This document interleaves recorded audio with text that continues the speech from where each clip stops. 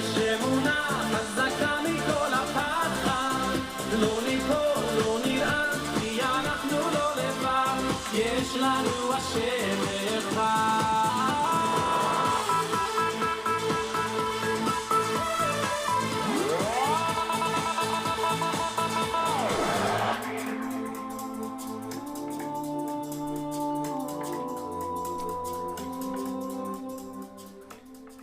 Benny Friedman singing his mega hit, Yesh Tikva, There is Hope. No matter how dark the darkness gets, there is hope, there is light. Let's light up the darkness.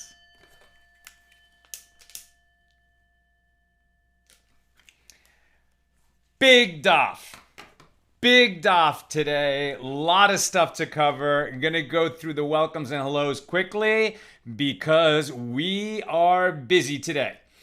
Where am I? Stephen in New Hampshire, James in India, Yehuda in South Carolina, and in California. Samantha loves the music. Renee in Indy, Gail in Virginia, John in Sedona, Melissa, Great Neck, Christo Cheney, Lubbock, I believe, Tom in Pennsylvania, Dorothy in Pennsylvania, Bill is in Phoenix during his trek back from Arkansas to California, Julie in Texas, Sharon in New Jersey, Nancy, North Carolina, Lucy in Minnesota, Chaim in Charlotte, Marion and Shimon in Medford, New York. Over there, Marjorie in Georgia. Great to be with you, everybody. Tonight's episode of AT Daily is sponsored by Rena Klein in memory of Yehuda Klein. May Yehuda's memory always be for a blessing. May the merit of our learning today accrue in Yehuda's credit up there in heaven. He should go even higher than he already is. He's already so high up in heaven, but his neshama should have an even greater aliyah. We say amen. And Rena, may you and all your loved ones be showered in your blessings. We thank you for helping to make this class and all our content at Accidental Talmudist possible. Like I said, big day. Where are we holding? This is Daf Pei Vav, page 86 here in Tractate Pesachim, the fourth volume of the Talmud. These are the laws of Passover. We're in the second half discussing the Korban Pesach, the Passover offering, and its particulars. Tonight, we'll complete our discussion of Mishnah number 12 here in chapter 7 and begin and end our discussion of Mishnah 13, and with it, Chapter 7. We finished Chapter 7 today. We make a siyum on Chapter 7. This page contains so many fascinating ideas that whereas I normally just pick and choose what's going to be, what's going to make sense for this class, what's going to be interesting that I can make it interesting enough, and even if you don't have the background, you can follow it and hopefully be mesmerized by the wisdom of our sages. But usually I could just pick and choose one area. Sometimes we've read a bunch because there's like a whole line of reasoning that you really have to get the whole thing to see how the sages worked out this particular law.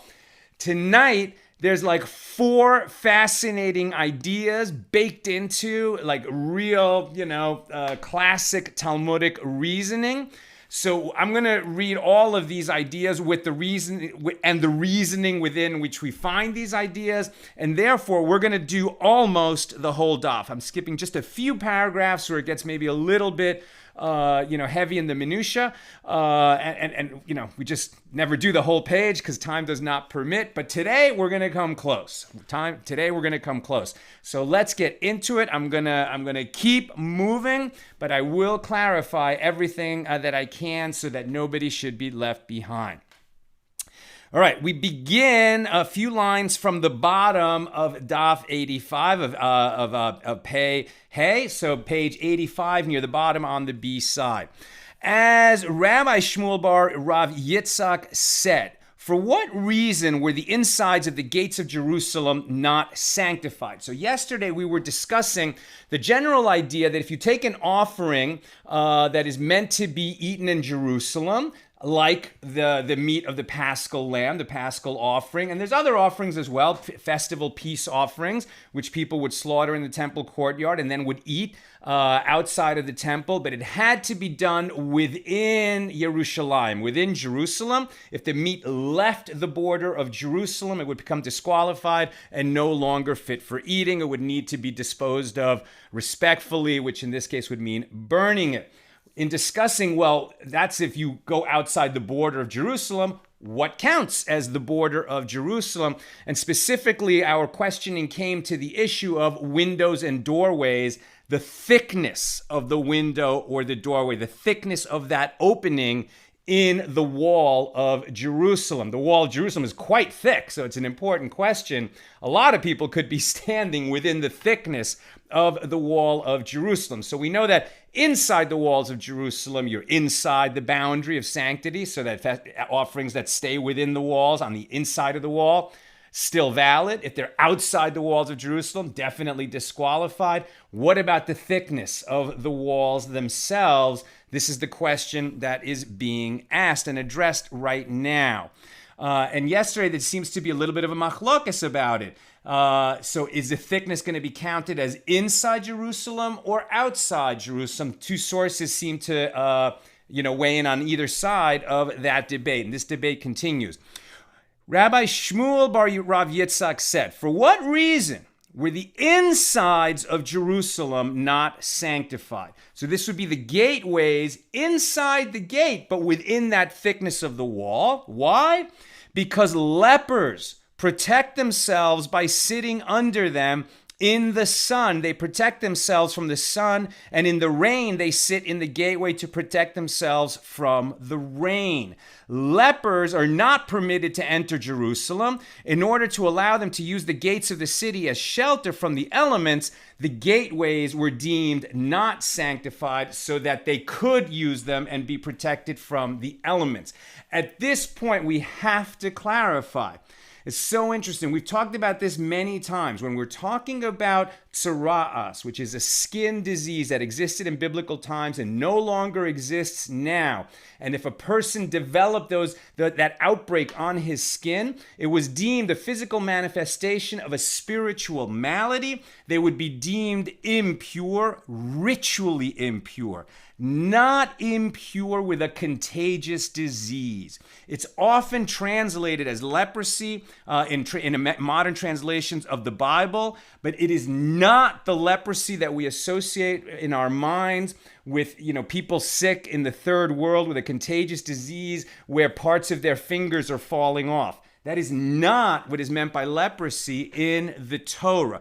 In the leprosy in the Torah is a bad translation of the word tzara'as. It's this manifestation. They would get outbreaks on the skin. It was unpleasant. When a person had it, he was ritually impure. He was spiritually impure. He had to say, I am impure. He had to separate himself from the community. When the children of Israel were wandering in the desert, he had to go outside the encampment, be isolated for as long as it takes for the outbreak to go down. Then this person would bring a series of offerings, spiritual offerings, to the temple.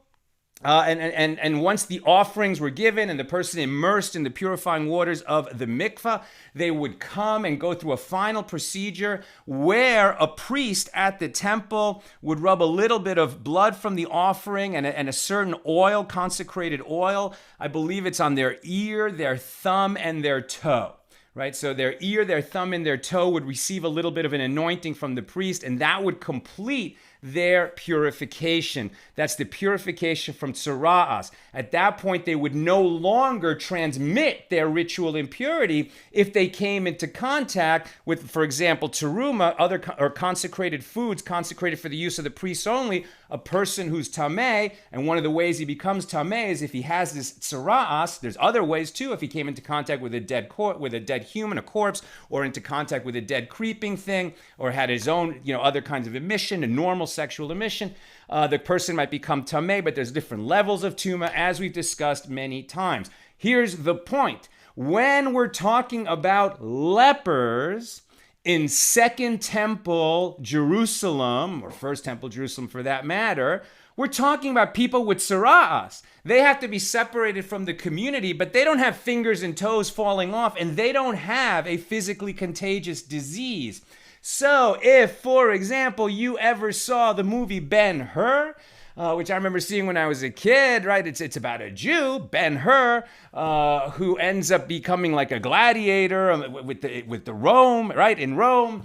And part of that, and during that story, go ahead, just cross through quickly, please. And during that story, the main character's sister and mother become lepers. They get leprosy. That wrong kind of leprosy, the way it's portrayed in that movie, that's talking about third world, contagious disease, fingers falling off, a serious outbreak on the skin that horrifies everybody. Not the kinds of tzara'as that we're talking about here in our Gemara, where there were lepers in Jerusalem, and the reason they were there is that they were there to complete their purification and, end their ritual impurity and rejoin the community, as it were. And during the days of their tzara'as, people had compassion on them and, allowed them to use the thickness of the walls of Jerusalem. The sages had compassion on them so that they would be sheltered from the sun and the rain. Those archways within the walls of Jerusalem were deemed to be not sacred, so that those people in their tzara'as, coming to the end of their impurity there in Jerusalem to finish their purification process, shouldn't be suffering in the sun and the rain. We continue.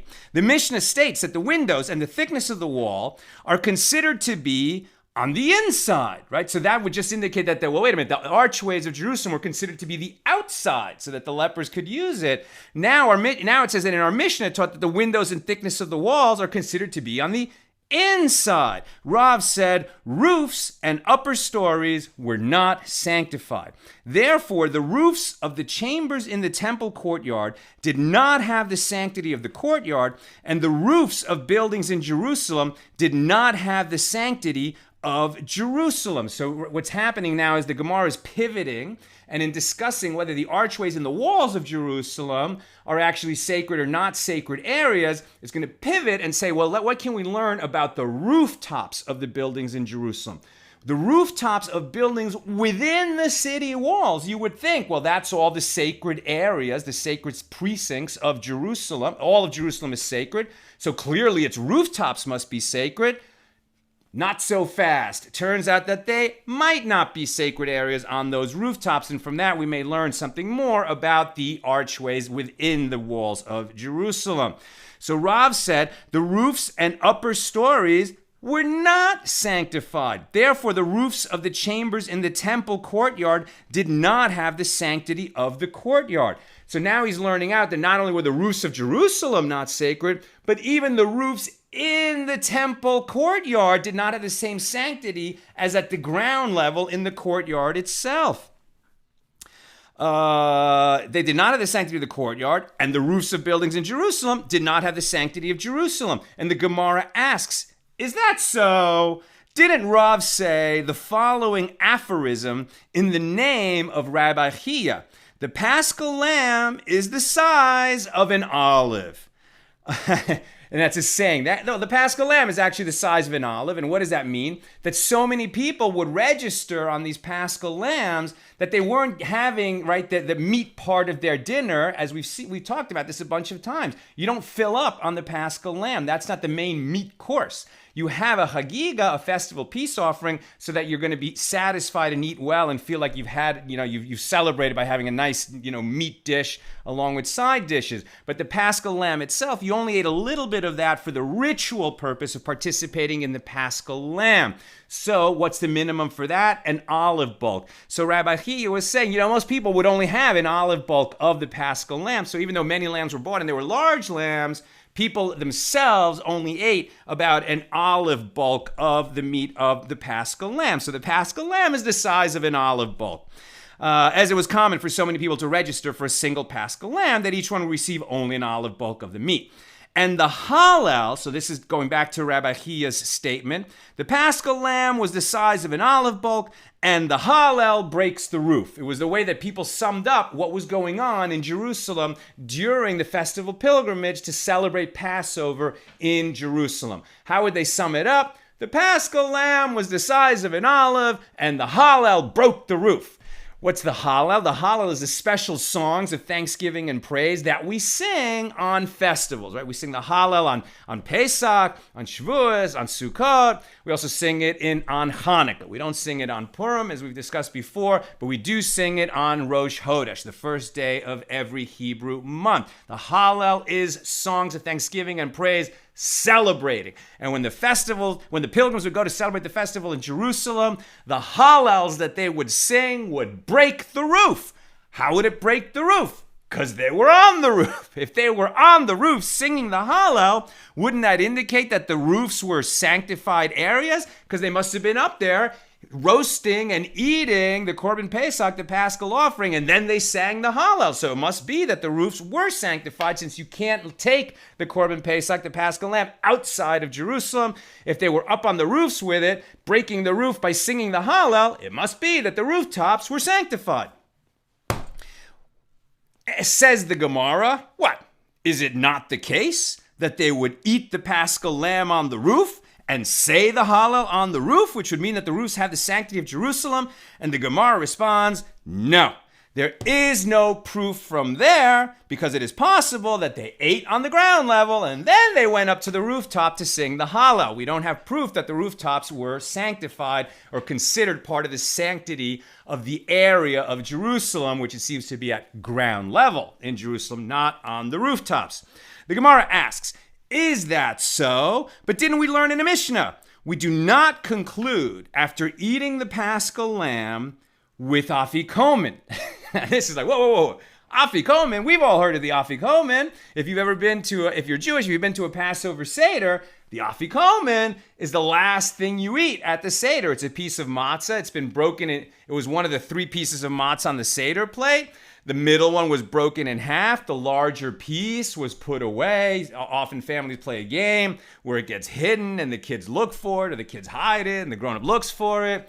And then, you pay a little prize to the kids, and that's the afikomen. And at the end of the Seder, you eat it because it's the last thing that you eat at the Seder. Then there's no more eating after the afikomen.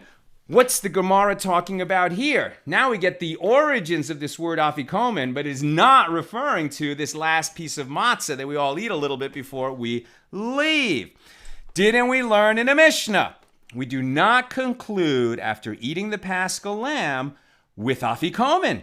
And Rav said that this means that after eating the Paschal lamb, one may not say afikomen, which refers to removing the utensils. Okay, that makes sense. Afikomen refers to removing the utensils of the dinner, like the dinner's over. Okay, now we see the connection to the final thing that we eat in the modern Seder.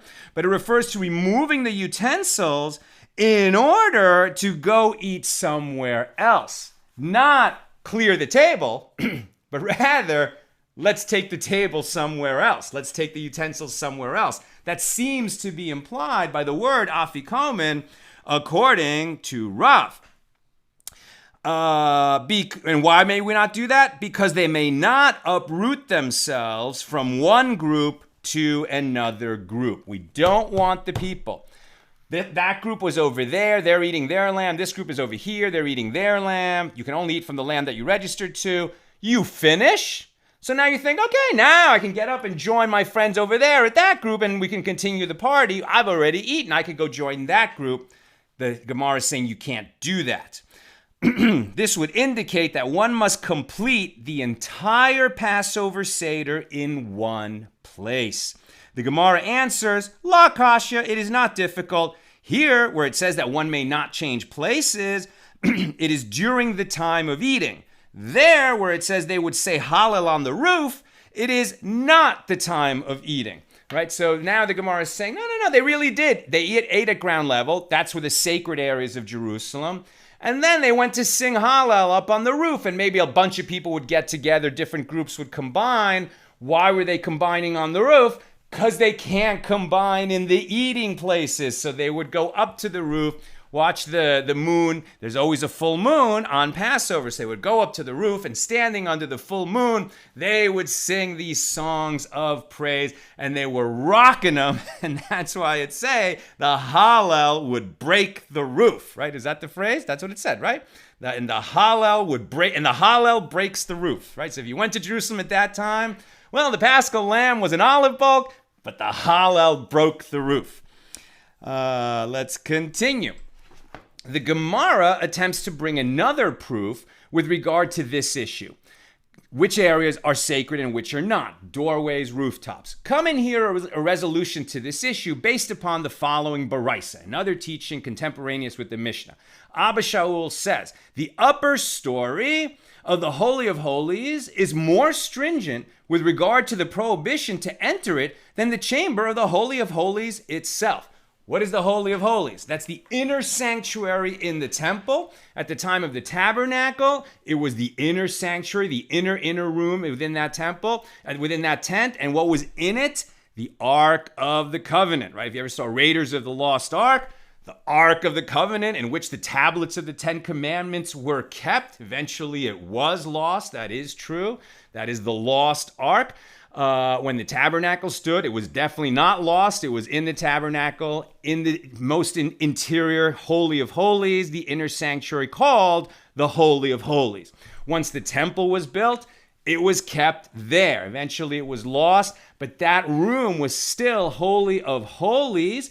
Why? Because the high priest would only enter that room one day a year, and he was the only one allowed in there. Why would he go in that one day a year? To atone for the sins of the Jewish people during the Yom Kippur services. And if he himself was not sufficiently pure, he would die in there. And that's why they actually tied a rope to his leg, because they couldn't go in and fetch the body out, because only the high priest could enter. So if he died in there, they'd pull him out by the rope tied to his ankle. That's the Holy of Holies. But now the Gemara is commenting that the roof above the Holy of Holies in the temple, when the temple stood in Jerusalem, was actually even more restrictive, even more holy than the Holy of Holies. How is this possible? What could be holier than the Holy of Holies? The upper story of the chamber of the Holy of Holies is more stringent with regard to the prohibition to enter it than the chamber of the Holy of Holies itself. How so? With regard to the chamber of the Holy of Holies, the high priest would enter it once a year on Yom Kippur in order to offer the incense and sprinkle the blood between the staves of the ark. Whereas the upper story of the chamber of the Holy of Holies is not entered except for once in 7 years, and some say twice in 7 years. And some say just one time in a jubilee, meaning once every 50 years. Once every 50 years. To see what it needs in case there are renovations that must be done. In other words, nobody goes into the chamber above the Holy of Holies, but they have to send a maintenance man in there every certain number of years, right? Some say once every 7 years. Some say twice every 7 years. That's how often we're supposed to check our mezuzahs, by the way. But some say, no, just once every 50 years. Make sure there's no architectural damage, no leak. Nothing's going to fall on top of the ark in the Holy of Holies. Nothing's going to fall into the Holy of Holies and disturb the place so that when the priest goes in there on Yom Kippur, it will not be good. It has to be checked from time to time. But otherwise, nobody goes in there. And so, in terms of the prohibition to enter that space, the chamber above the Holy of Holies is even more restrictive than the Holy of Holies itself. Rav Yosef said, can a person get up and ask, based on the sanctuary? The sanctuary is different. How are we going to derive laws about the walls of Jerusalem, in and outside of Jerusalem, in and outside of a space? As we'll see with regard to whether, we were talking about yesterday, whether if one person is inside a room and another person is in the doorway, can they combine to form a minyan, a quorum for certain prayers? In terms of rules about these kinds of regular life things, and here in this case, just being in Jerusalem is part of regular life, we're not going to derive laws from the way that the temple, the holy temple, and its sanctuary are arranged, because those are such high-level divine places that they have their own special rules. And we can't extract out that those rules will apply in the same way they apply in the temple to, outside the temple in Jerusalem or even outside of Jerusalem. We can't apply those laws because they're particular to the temple, is what the Gemara is arguing now, what Rav Yosef is arguing. As it is written, the sanctuary is different. As it is written, then David, King David, gave to Solomon, his son, the pattern of the entrance hall of the temple, and of its houses, and of its treasuries, and of its upper rooms, and of its inner chambers, and of the place of the ark cover, meaning the Holy of Holies. So King David had all the plans drawn up. Solomon built the temple, but it was King David who collected the materials, picked the spot, and created the blueprints. And where did David get the blueprints for the temple? And it is written with regard to the plans for the construction of the temple. Okay, so the line I just read, that David gave to Solomon his son the pattern for the entrance hall, etc., that's from 1 Chronicles 28:11. And in 1 Chronicles 28:19, it is written with regard to the plans for the construction of the temple, all this is put in writing by the hand of the Lord who has instructed me. Meaning that King David was a prophet and he received this from the Lord. Therefore, or he had a prophet working for him, which is certainly true. Therefore, the general rules of sanctity of roofs do not apply to the sanctuary, as the details of its construction were determined through divine inspiration. Right? So the plans of the temple were given by God.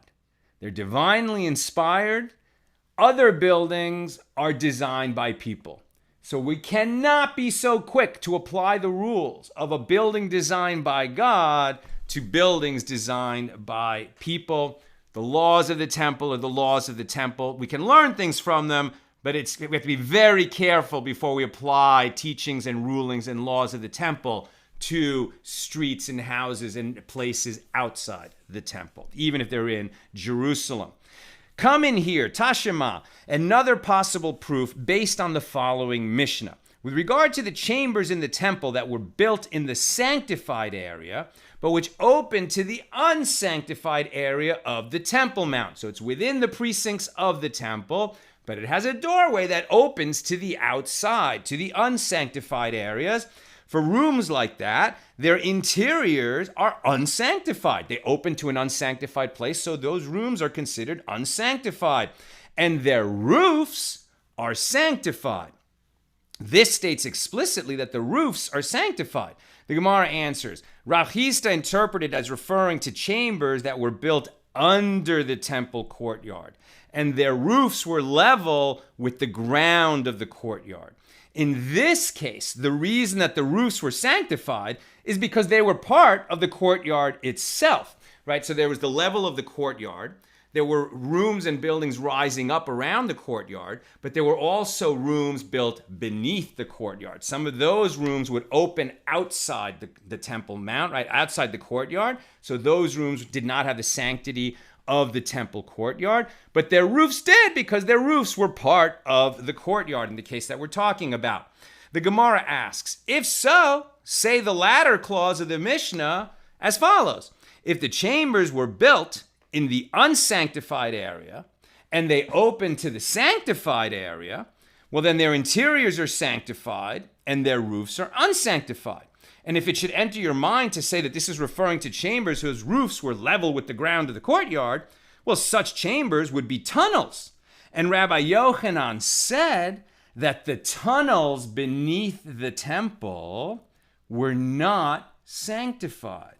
The Gemara answers, when Rabbi Yochanan said that, he was referring to tunnels that were open to the Temple Mount, as opposed to the temple courtyard. When the Baraisa, which says that the interiors were sanctified, when that teaching was made, it was referring to the rooms that open to the temple courtyard itself. So here we're learning a pretty basic principle that if a room has a door that opens into a sanctified area, so its interior is going to be considered sanctified. But if a room opens into an unsanctified area, that the interior of the room is going to be considered unsanctified. And now we're back to the question of what about the rooftops? Seems like the rooftops are not sanctified as long as they're not literally on the same level as the courtyard, but if they're above the courtyard looking down on it, seems like that would not be a sanctified area, and that would be an argument to say that the rooftops of Jerusalem are also not sanctified, though we have the problem that we don't want to extend rules about the temple to rules about Jerusalem. The Gemara asks, but wasn't it taught in a Baraisa that Rabbi Yehuda says, the tunnels under the sanctuary are unsanctified? The Gemara answers, when that Baraisa was taught, it was pertaining to the tunnels that open to the unsanctified area, which are considered unsanctified, as stated previously. So the Gemara attempts another proof. Come in here another proof of this from the same source cited above. It says in the Baraisa that the roof of the sanctuary was sanctified. And the roof of the sanctuary is not mentioned in the plans for the temple laid out in the book of Chronicles. Therefore, the answer mentioned earlier that everything in those plans was based upon divine inspiration is not relevant because the plans didn't include the specific nature of those rooftops. So they're going to have the same kind of ruling as the rooftops of Jerusalem, is what's being argued right now. In that case, one should be able to derive that all the roofs were sanctified, right? So if they are considered sanctified in the temple, and that's not arrived at through divine inspiration, then we should say that the rooftops of Jerusalem are also a sanctified place. And if people ate their Korban Pesach, if they roasted it on a rooftop, they could eat it because it remained qualified. It didn't go outside of Jerusalem by going up to those rooftops. And then they probably sang the Hallel in the same place. And that's why I said the Hallel breaks the roof. The Gemara responds, and how can you understand it that way? No. Isn't it teaching? In the case of these roofs of the courtyard and the chambers located there, one may not eat offerings of the most sacred order, and one may not slaughter offerings of lesser sanctity there because they do not have the sanctity of the courtyard. However, that is difficult. It contradicts the previous statement that the roof is sanctified. Rav Chama bar Guria said, the roof of the sanctuary was considered sanctified only because those two measuring rods used to measure cubits were stored there. Suddenly it's like, what? So we're trying to determine whether these rooftops are considered sanctified or not, and what is the basis of their sacredness. If the rooftops in the temple courtyard are sanctified, what is the basis for that sanctity, and can we extend it to the rooftops of Jerusalem, which is being argued are not actually part of the sacred, they're not within the sacred boundary of Jerusalem, even though they're vertically above it. They're not considered like the ground level of Jerusalem, and if you took your Korban Pesach up there, it would be disqualified. So now we're saying, well, what about the roof over the sanctuary? That seems to be definitely sacred, very prohibited. No one can go there. Is it sanctified?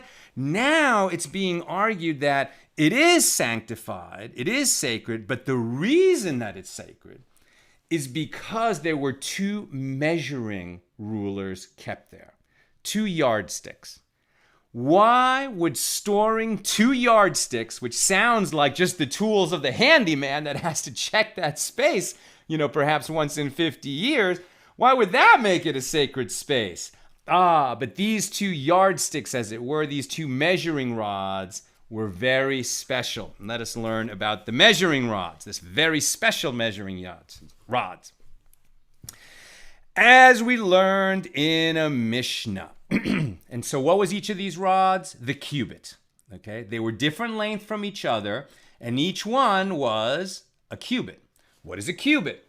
Well, we say that a cubit is generally approximately from the elbow to the end of the finger of an average size man. But obviously that's going to vary quite a bit from one person to another. That's a general concept of a cubit. But for certain reasons, like doing business, like when going to do construction work or modification or renovation, or you're going to sell things to the temple for the business of the temple, they needed exact measurements. And for that kind of business of the temple, everything that was given to the temple was consecrated. Everything that was bought by the temple was consecrated because it would be used for a holy purpose. Anything needed for the work, the abutted, the divine worship of the temple was holy work. So anything brought into that or bought into that or traded in or donated became consecrated. And anything that's consecrated, you have to treat with the utmost care and meticulousness. You have to know how much you're selling or donating or giving or lending to the temple. And for that, they had precise measures. But not just precise measures, 2 measures. Why would they have 2 rods?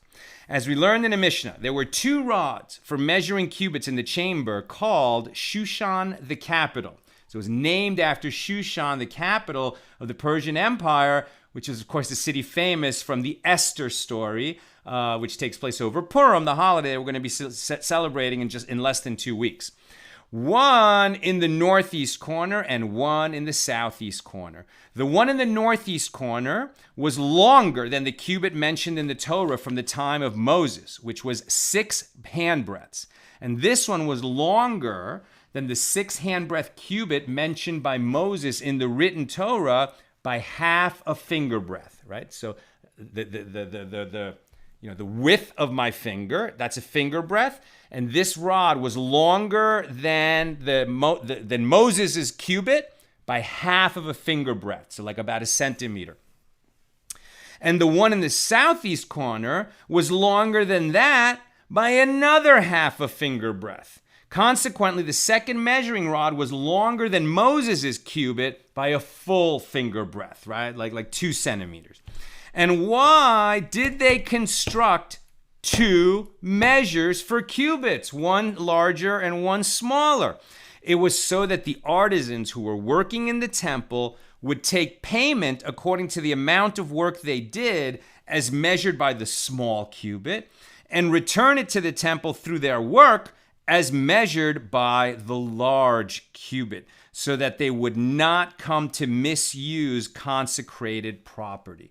In other words, it was a kind of sanctified cheating, but it's not cheating at all.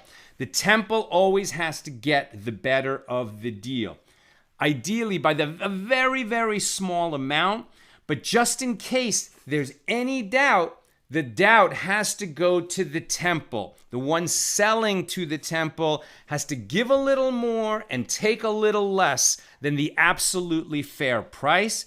Why?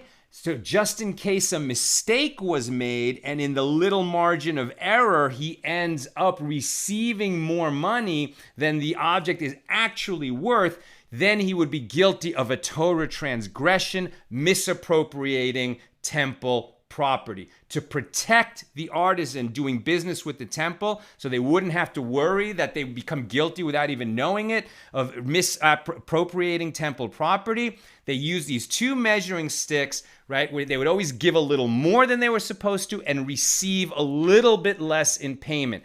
Just pennies different, but they were protecting the person from unintentionally coming to misappropriate even a little bit of temple property. If they would accept any payment that they did not deserve, they would have been misusing consecrated property. Therefore, this system of measuring was instituted in order to slightly reduce their payment and prevent accidental misuse of temple funds. The Gemara asks, and why do I need 2 cubits that are both larger than Moses' cubit? Why not just 1 cubit that's a little larger than Moses' cubit? Why do we need 2? And the Gemara answers, 1, the shorter of the 2, was for silver and gold, so that the artisans would not lose too much. And the other was for construction, right? So when you're measuring concrete, you're going to have a little bit bigger margin of error than when you're measuring silver and gold. Let's say silver and gold leaf to cover walls and buildings. We learned in the Mishnah, No. So, okay, that concludes our discussion of Mishnah number 12. How are we doing on time? Not bad. Now we go into our discussion of Mishnah 13. I'm going to read it, and then we're going to discuss it. And this is the last Mishnah here in chapter 7. And this is all about good manners in biblical times. This is absolutely fascinating. Good manners during biblical times, and what happens when what is considered good manners in the population, in the culture, conflicts with what we know to be permitted or prohibited under halacha, whether that's Torah law from the oral law, from the Talmud, or even minhag, right, customs that have acquired the force of law over time. Mishnah. 2 groups that were eating one Paschal lamb in one house need not be concerned that they will appear to be one group. So you can have 2 different groups, right? A group is a group of people that all registered in advance to share one Paschal lamb. Only they can eat from that lamb. None of them can eat from any other lamb. You have to stay with your group for the whole time. You make your Seder with them. You only eat from that lamb. You guys are all responsible for it and for each other. However, you could have 2 such groups. They're each doing their own thing, but they could each be in the same building, even in the same large room. They just can't mix with each other. How do they accomplish that? These turn their faces this way and eat, and these turn their faces that way and eat. And it is permissible for them to have the boiler from which they pour hot water in the middle so that the waiter can easily serve both groups. This is just like the Shabbos urn, right? So you have a pot of boiling water. Modern Shabbos urn is able to do that because it has a thermostat. Back then, they weren't boiling water on Shabbos.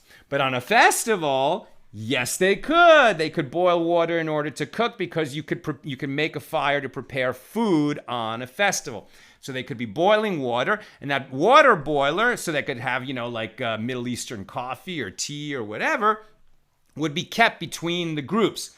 So even though they're going to share the water from this one boiler, they're still going to be allowed to do that and maintain their separate identities as groups registered to separate Paschal lambs. When the attendant, who is serving both groups, gets up to pour for the group from which he is not a member, because the waiter has to be a member of one of the groups. If he's a Jew, he's got to participate in eating one of the Paschal lambs. But he can participate, he can be part of one group, eat a little bit of their lamb, but he can work that night serving both groups. That's okay. There are people who work on festivals and even on Shabbos, right? I mean, if you think about the rabbi and the chazan, there's people like that who are serving the needs of the community. They don't get paid for what they do on Shabbos. They get paid for their expertise they develop during the week, so they can be of service on Shabbos. Okay, so when the attendant who is serving both groups gets up to pour for the group of which he is not a member, he must close his mouth and turn his face so that he does not accidentally eat with the other group until he reaches his group, and then he eats with his group. And the bride, who is embarrassed to eat in the presence of men she does not know, turns her face away from her group and eats, although this may make it seem as though she is part of a different group. And so it doesn't get too much into, how the bride is different and the manners of how women eat versus men. But this isn't that saying that, and if a woman is there, that she should turn her face and not be seen eaten by the men there. This is talking about a bride who has newly joined this new family, right? She's a bride. This is her first time eating with this family, probably. And if she is still feeling a little bit shy and, just doesn't want to be judged for her manners, maybe she just comes from a place where they have different manners than the people here, and she's embarrassed and she wants to be able to eat without, before she has acquired comfort in her new community, as it were. So it's okay. She can turn her face away, and she won't be suspected of being part of a different group. People will understand that she's just very modest and would rather not let others see her eating, and that's why she's turning away from her group, but she's not turning to join some other group, nor do we suspect her of that. That's the Mishnah. Gemara. We have a lot to cover today. I'm keeping it moving. The Gemara asks, who is the Tana of the Mishnah? And the Gemara answers, it is Rabbi Yehuda. As it was taught in a Baraisa, the verse states, upon the houses wherein they shall eat it, Exodus 12:7.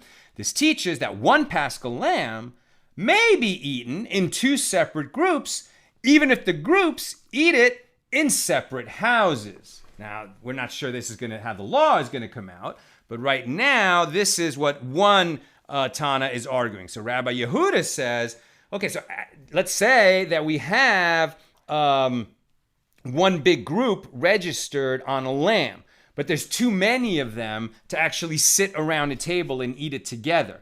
So they've all registered to the same lamb, but just because there's so many people, what we can do is we can actually, now that the lamb is cooked, we could split it up without breaking bones, of course. We'd only separate it at the joints. And then one group takes its half of the lamb and eats over there, and the other group takes its half of the lamb and eats in another spot, and it could even be in separate houses, and this would be permitted according to Rabbi Yehuda. We'll see if it's actually permitted. As it was taught in a Baraisa, and so he learns from this Baraisa that upon the verse, upon the houses wherein they shall eat it, not meaning different groups in different houses, but perhaps it even means that one group could eat it in different houses, where you would divide one large group into two smaller groups, each taking their half of the lamb. So Rabbi Yehuda would say that's okay. Now, I might have thought that one person who eats from it may eat it in two separate places, now where you have two groups, right, that are really one group. So maybe one person then, since they're really all part of the same group, but now they've just settled into two places, each with their half of the lamb. So maybe one person can take his piece and go and sit with the other group that's really part of the same group. Maybe that's okay. He's left the place where he first sat down to, eat from the paschal lamb. Maybe that's going to be okay, at least in the situation that we've just named. Therefore, the Torah states, in one house shall it be eaten. Ye'achel, Exodus 12:46. So now we have two verses, Exodus 12:7, where it says, upon the houses wherein they shall eat it. And at Exodus 12:46, the Torah says, in one house shall it be eaten. So is it house or houses? And how are we going to account for this different use of the word house and houses in two different verses about eating the paschal lamb? From here, they stated that if an attendant who was registered for a paschal lamb ate an olive bulk of it next to the oven in which it is being roasted, and thereby made himself into an independent group at that location, if he is prudent, he will fill his stomach with it, because when the paschal lamb is moved to a different location, he will no longer be able to eat of it, right? The place where you start eating the paschal lamb is the only place where a person is permitted to eat it, right? And we know that if the attendant who's roasting it, and like the oven is not right where the people are sitting, if he eats some of it to taste it over by the oven, he just started his Seder, and that's his spot right by the oven. Once the meat goes to the table where the group is going to be eating it, he can no longer eat from it because his spot was open there by the oven. And if the members of the group wanted to do him a favor so that he may continue eating, they would come and sit at his side. This is the statement of Rabbi Yehuda. Rabbi Shimon says that the verses should be understood in the opposite manner. Upon the houses wherein they shall eat it teaches that one person who eats the paschal lamb may eat it in two places. He wouldn't be stuck by the oven. And I might have thought that a single paschal lamb may be eaten in two separate groups, that you could separate it in half and two groups could eat in two different houses. I might have thought that, therefore the verse states, in one house shall it be eaten. So we have two different interpretations of the fact that it says house in one verse and houses in the other, and we still don't know how the law ends up. The Gemara asks, with regard to what principle do they disagree? The Gemara answers, Rabbi Yehuda holds that the consonantal text of the Torah is authoritative. Meaning, remember that in Hebrew, all of the letters are basically consonants. And when we write them so that people will know how to pronounce it, we include vowels as well. But in a Sefer Torah, in a Torah scroll, the vowels are never written in there. It's just the consonants. And we're left to just know from the context how those words are vowelized. As we talked about yesterday, the word aid, ayin dalid, can mean witness. Or if you pronounce it with a different vowel, it can be ad, which means until or eternity, right? And it's just the vowelization of it. And so from the context, in a sense, we know which way it's supposed to be pronounced. So now the Gemara says that Rabbi Yehuda holds that whatever is the primary way that a word can be read, that is most often read, that's the consonantal view, and that actually is its most basic meaning. And then if in a context we're to understand that it means something else, that's going to be secondary. It's almost like both meanings are in play, right? So says Rabbi Yehuda, the consonantal text is authoritative, meaning the primary understanding of the verse is according to the way that it is spelled. If this is the case, the verse may be rendered, in one house shall he eat it, yoichal, referring to the person eating the paschal lamb. This would indicate that one eating from the paschal lamb must eat in one location. But the verse does not prohibit dividing the offering between multiple groups. And Rabbi Shimon, who disagrees with Rabbi Yehuda, holds that the vocalized text of the Torah is authoritative, since the word is pronounced ye'achel instead of yoichal.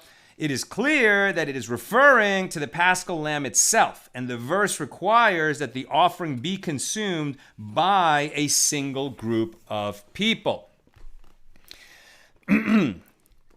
So we're not quite there yet. I'm gonna read the halacha at the end.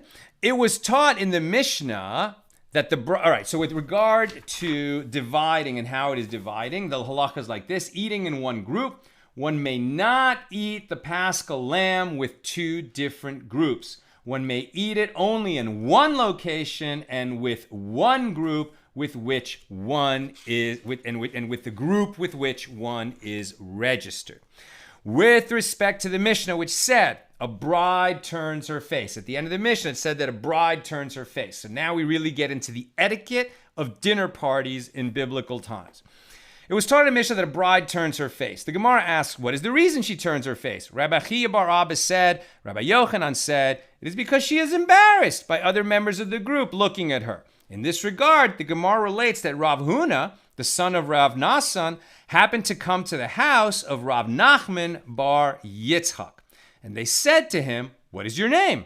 He said to them, Rav Huna, even though using his title appeared to show conceited. They would have expected him to say, when they said, what is your name? They would have expected him to say Huna. He said Rav Huna. He said, like, my name is Mr. Huna, right? Or, Rabbi Huna. And using your own title and your name at that time was understood to be a little bit braggy and boastful. They said, our master may sit on the bed due to his great stature. And so he sat immediately, despite the fact that the common etiquette in those days at that place dictated that he initially refused. They gave him a cup of wine that he accepted the first time without initially refusing it, as was the etiquette in those times. And he drank it in 2 sips, and he did not turn his face from the rest of the people who were present. Drinking in 2 sips surprised them, and turning his face, and the fact that he did not turn his face away from those present also surprised them, and they said, oh my gosh, this guy's behaving like a super rude, badly educated, like a boor, B-O-O-R. This guy has no manners at all. These actions all appeared to be departures from common etiquette. Anybody who has good manners would know better. And it surprised his hosts, who said to him, what is the reason that you call yourself Rav Huna? That's the way I read it the first time. How could you call yourself Rav Huna now that you don't have any manners? But they know he's a Rav, and so they're not being sarcastic. They're saying, what is the reason that you call yourself Rav Huna, when normally people identify themselves would just say, my name is Huna. He said to them, I am known by that name since my youth, and therefore referring to myself with that title does not indicate conceit. They said, okay. What is the reason that when they told you to sit on the bed, you sat immediately and did not initially refuse, right? Like there's a kind of a, what's the word I'm looking for? There's like a choreography of the greetings and the way manners are expressed in this time. You still see that today in certain cultures. Like there's just a series of politenesses that you have to go through. Would you like to sit here? Oh no, I could never sit there. Oh, we insist that you should sit here. No, it is I am far too humble a person. No, honored guest, we insist that you sit here. Please don't embarrass me by doing me so much honor. No, we insist but the fact that he didn't go through that is what's shocking to them, because that was just the normal way that things were done then at an elegant formal dinner party like the one that he attended. So they say, right? So what is the reason? What is the reason when they told you to sit on the bed, you sat immediately and did not initially refuse? And he said to them, we have learned that anything the master of the house says to you, you should do, except for an inappropriate request, such as if he says to leave, right? So if he treats you inappropriately, okay, then you have to be on your guard. But if there's anything that he says to you to do, which doesn't violate halacha and doesn't violate, what is appropriate to a Torah scholar, then whatever the master says, you do. Now, this is not just the householder, the homeowner. This is the master, right? So he is a Torah scholar in the home of a Torah scholar. They continue to question his conduct. What is the reason that when they gave you the cup, you accepted it the first time and did not politely demur? And he said to them, one may refuse a lesser person, but one may not refuse a great person. When an important person makes a request, it is respectful to comply immediately, right? So what's happening here is there's just the common manners of the culture in which they found themselves in that they all knew well, and the extreme meticulous deference that Rav Huna gave to his teachers and Torah scholars older and greater than him. To him, that kind of etiquette is much more important than the common manners of the culture. They persisted in their questioning. What is the reason you drank it in 2 sips? He said to them, as it was taught in a Baraisa, one who drinks his cup at one time is a guzzler. Drinking it in 2 sips is proper manners. One who drinks his cup in 3 sips is haughty, as he thereby demonstrates that he is pampered and indulgent. They continued to question his conduct. What is the reason you did not turn your face in accordance with the common etiquette? He said to them, we learned in the Mishna that a bride turns her face. However, there's no reason for anyone else to turn his face. So maybe they had all become, in that time, in that place, the sort of, the manners of that decade, let's say. Because manners are always changing, manners and mores are changing, but there's some halachas that don't change. So they had, I guess, at that point, at that time, in that place, developed a habit that whenever they would drink water, they would turn their face away from the rest of their people they're with, because they considered it a little bit, boorish to actually be seen drinking water, and that it was the actual act of eating or drinking was a little bit beneath their dignity. And he said, no, that's not something we believe in. You guys have gone too far. He says a bride turns her face. Okay, she's embarrassed, but that you're embarrassed from each other to see each other eating and drinking. No, you've gone too far. These manners are just a fad, a passing fad, and you've gone crazy. The Gemara relates another incident that is somewhat similar to the one just quoted. Rabbi Yishmael, the son of Rabbi Yosei, happened to come to the house of Rabbi Shimon, the son of Rabbi Yosei ben Lakonya. They gave him a cup of wine to drink. He accepted it the first time it was offered, and he drank it at one time. They said to him, does our master not hold of the halacha that one who drinks his cup at one time is a guzzler? And he said to them, they did not say this rule with regard to your small cup and your sweet wine and my wide stomach. Isn't that awesome? I just love that. Rabbi Yishmael, he drank his cup, and he said he took it when they offered it to him. He accepted it the first time it was offered, and he drank it in one go. And they said, well, but don't you have this halacha that if you drink it in one go, you're a guzzler? Two sips is correct. 3 is haughty. And he said, well, but you gave me a very small cup. And they weren't talking about your cup, your sweet wine, and my fat stomach. I love this, Rabbi Yishmael. Rav Huna said, I'm almost at the end, so if you have comments or questions, stick them in there now. But I'm really near the end. And I'm not going to have time for many comments or questions. Rav Huna said, members of a group enter with 3, meaning that when there are 3 members present, the waiter must start serving them and they may leave even with 1. Meaning that they may leave one at a time and the waiter must continue serving those who remain until they are finished. Right, so there were large groups. It might be they didn't all come in and sit down at once, have the meal at once, and then all leave. It might be that they would wander in, right, because they were large groups. I mean, it could have been 20, 30 people registered to one lamb. Okay, so once 3 people arrive, they start the process of the eating. They all have to eat in that place, but another way to deal with a very large group is that, people are going to come, have a few bites, and then leave. Now there's room for more to come. They have a few bites, they have their bite, whatever, participate in the Seder, then they leave, and they're all going to reunite, probably on the roof later, to sing that Hallel that breaks the roof. And Rabbah said, and that is true only when the last member of the group entered at a time when it is common to enter the meal, and not unusually early or late. And it is true only when the waiter knew about them, i.e. he knew that the members of this group leave one by one as they finish their meals and do not eat the entire meal together. So here, what the Gemara is actually doing is being mindful of the waiter. He's going to have to keep taking care of people, but if they're going to be really rude and totally straggle and not show up until late at night, can he not go and rejoin his group and sing Hallel on the roof because he's got to be stuck there waiting for somebody who may or may not come? They don't know if he's going to show up or not. Ravina said, and the people who stayed late and extended their meal must give the waiter extra money for the wages he earned during the extra time that he served them.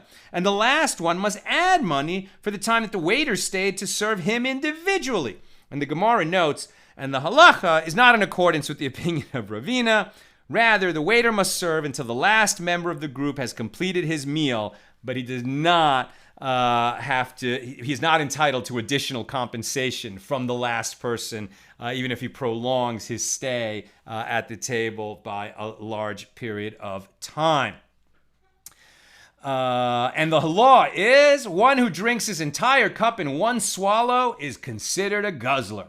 It is good manners to drink the cup in 2 sips, and it is an act of conceit to drink it in 3 sips. However, one may drink a very small cup, one that contains less than a quarter log, all at once, and one may drink an unusually large cup in 3 or 4 sips and not be deemed conceited. That concludes our discussion of Mishnah 13 and of chapter 7. With God's help, we'll open tomorrow chapter 8 when we start page 87 here in Tractate Pesachim. Okay, let me just see if there are any comments or questions I can get at quickly.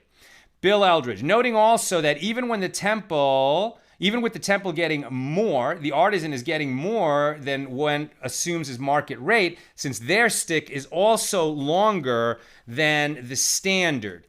But the key is you're always going to get